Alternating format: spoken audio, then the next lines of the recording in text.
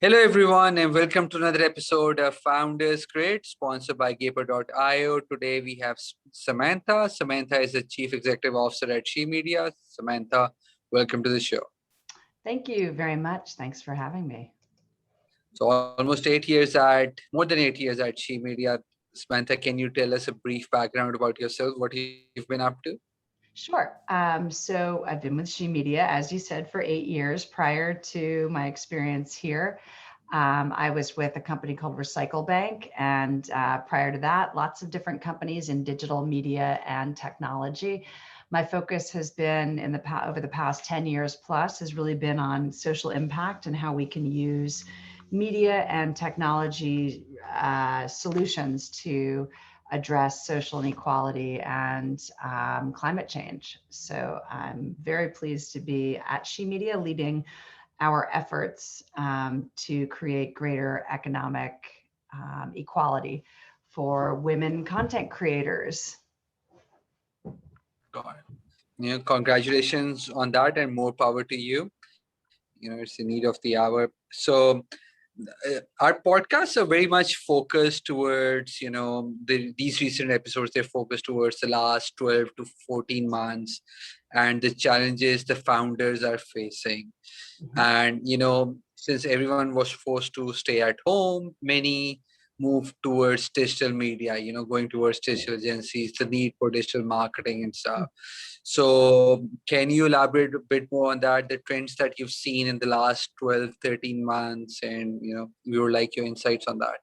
Sure. Well, we like everybody else have been working remotely for the past year plus at SheMedia, and it has been surprisingly productive. I think trend-wise, we've seen that many of our employees have become actually closer and developed deeper relationships with one another as a function of this sort of commitment to remaining in touch and to spending quality time, even if it's over Zoom or over whatever platform your company is using. So I think that we've been able to maintain productivity, and that has been my core focus since we began working remotely. The fear was that we would lose productivity, we would lose people, we would lose focus, we would cease to maintain urgency.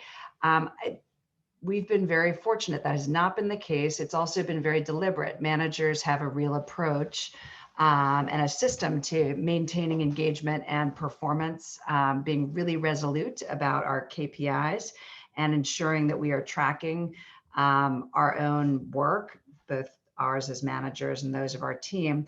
So, our move to remote has been by and large a good thing for the company. For the people, relationships with more junior people, for senior people have been fostered productively because we actually are meeting them on equal ground in a way, not in our offices where they literally and figuratively sit outside, but rather kind of one-on-one in these more intimate settings. I think we're all longing to go back a bit, and that work in the future will be more flexible in terms of where we're tuning in from.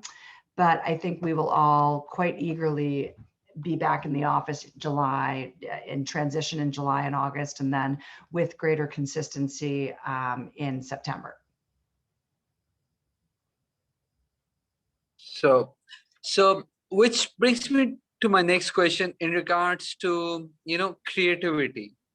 So digital marketing individuals are creative, the out of the box thinking, and, the old concept used to be that the creative people need to go in their zone, interacting together at the pizza parties, the water cooler conversations that led to, the innovative creative marketing stands or those kind of things, right? Mm-hmm. So doing all of that over Zoom, it has been a challenge for a lot, but you mentioned that, the productivity has increased. So what's the secret sauce?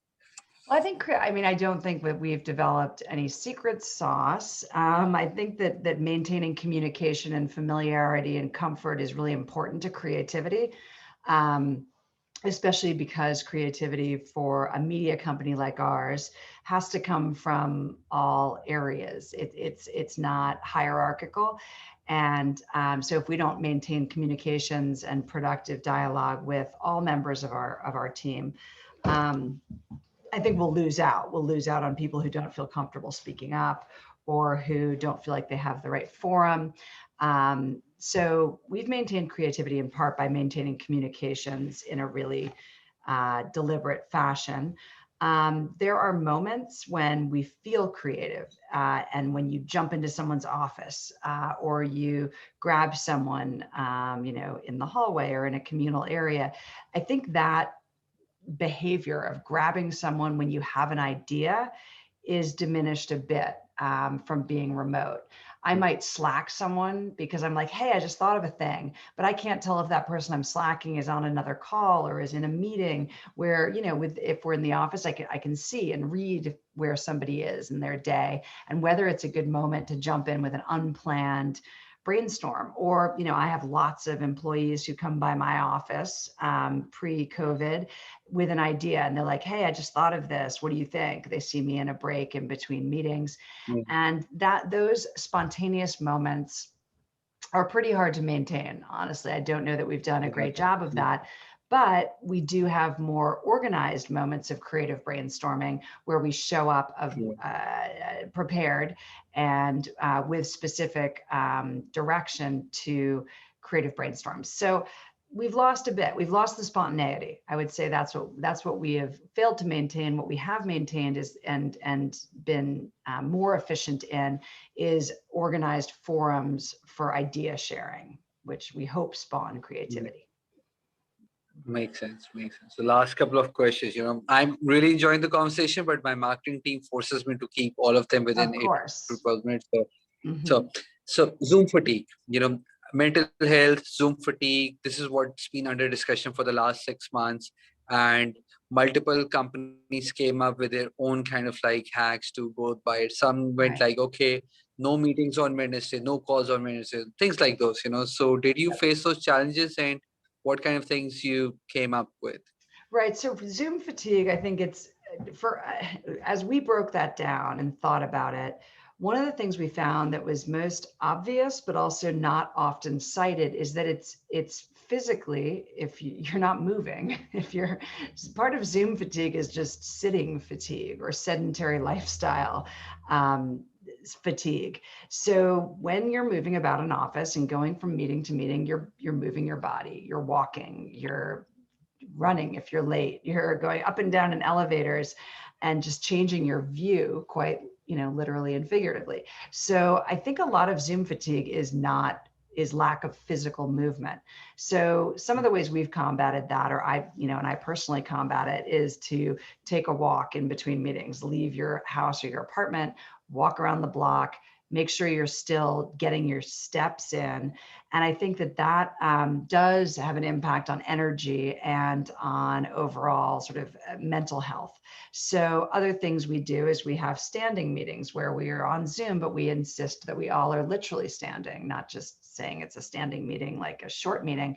Sometimes we give Zoom a break and take one-on-one calls just in the old-fashioned way on your mobile while you're out walking, taking a walk, or you're moving to a room where you're not set up with your full office simulation. So I think movement is a key loss as a function of remote working and Zoom. So physical movement is, to me, the single most important thing to maintain if we want to continue to be productive through whatever video option we're using. So last question, what personal changes you've brought into your own daily routine to be more productive, your own personal productivity hacks? I think we all talk at SheMedia about boundaries, and we spoke about boundaries quite a bit before COVID, and it's become even more important now. So understanding that you can turn off, that you can leave whatever your office space is and shut the door or the curtain or whatever it is, and not re-engage. until the weekend is over or until, the next day. So I think the being really deliberate about boundaries is something I'd like to take with me. Recognition of physical movement to tie into your last question. I think that the necessity of physical movement to maintain energy is really important. Those of us in the city often, don't leave the office for the whole of the day. Getting out into the sunshine is important. I don't think I will ever go back to working as many hours in the office as I did prior to COVID.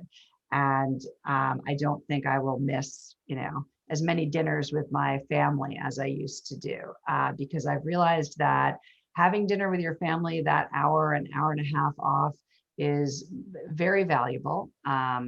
Even when your kids are being a pain in the neck, it's still very valuable.